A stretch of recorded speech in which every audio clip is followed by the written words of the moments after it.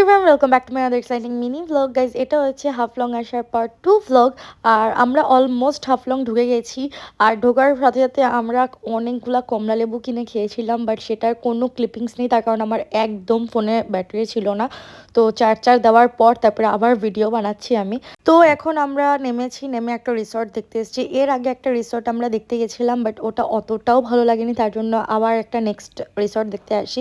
তারপরে ভেবেছিলাম আরেকটাতে যাব, বাট এইটা এতটা বেশি ভালো লেগে যায় আমার আর পিয়াতির। তো আমরা এটাতেই থেকে যাই। এটা এতটা সুন্দর না, এত গ্রিনারি, এত সুন্দর জায়গাটা, মানে কিছু বলার নেই। তো লাস্টে আমরা ভাবি ঠিক আছে এখানেই আমরা থাকবো। আর ওইখানে দেখো কতগুলো ফ্লাওয়ার ছিল, তো মামাকে বললাম চলো ওখানে যাই, তোমাকে দুটো ফটো তুলে দিই। তো মামা ওখানেই যাচ্ছিল, আর ও তো ফটো তুলতে এক্সপার্ট। সে হোক, ওর পকেট থেকে একটা লিপস্টিক বেরিয়েছে, সেটাকে আমাকে দিচ্ছিল, এটা পিয়াদির লিপস্টিক। ও পকেটে নিয়ে ঘুরছিল। তো তারপরে এখানে তো দেখার পর আমরা চলে যাই লাঞ্চ করার জন্য, কারণ অলমোস্ট 3টে বেজে গেছিলো, আমাদের এত লেট হয়ে গেছিলো আর খুবই খিদে পেয়েছিলো। তারপরে লাঞ্চ টাঞ্চ করে আবার রুমে এসে একটু ফ্রেশ ট্রেশ হই। আর তারপর তোমাদের সাথে আমি আমাদের রুমটা একটু শেয়ার করছিলাম। খুবই সুন্দর রুমটা, কিছু বলার নেই রুমের বিষয়ে।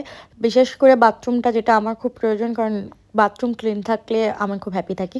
তো যাই হোক, আমরা তারপর একটু ফ্রেশ ট্রেশ হয়ে নিচে যাই, নিচে গিয়ে একটু কফি টফি খাই, সবাই মিলে একটু গল্প টল্প করি। তারপরে আমরা একটু বেরোনোর ভাবনা চিন্তা করি, কারণ একদিনের জন্য একটু ভাবলাম চলো সামনে থেকে ঘুরে আসি। তো এইটুকু ছিল, একটা ভালো লাগলে please like comment share, bye bye.